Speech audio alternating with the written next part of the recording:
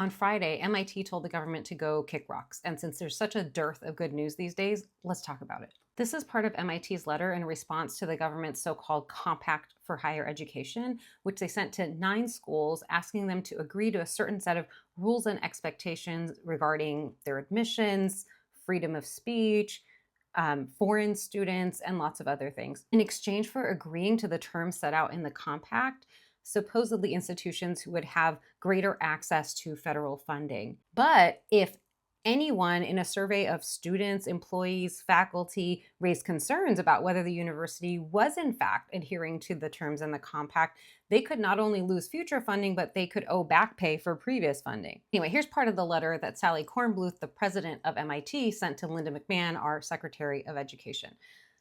Just before this, she had listed out some of the attributes of MIT and their long history in this country and their tuition assistance programs and so on. She says, these values and other MIT practices meet or exceed many standards outlined in the document you sent.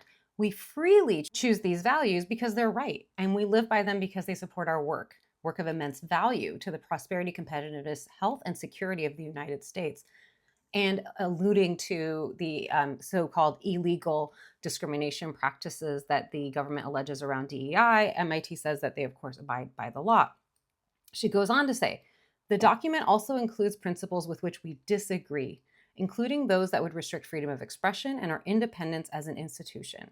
And fundamentally, the premise of the document is inconsistent with our core belief that scientific funding should be based on scientific merit alone. In our view, America's leadership in science and innovation depends on independent thinking and open competition for excellence. In that free marketplace of ideas, the people of MIT gladly compete with the very best without preferences. Therefore, with respect, we cannot support the proposed approach to addressing the issues facing higher education. So far, the other 8 institutions that have been invited to sign on to this compact have not made any public statements.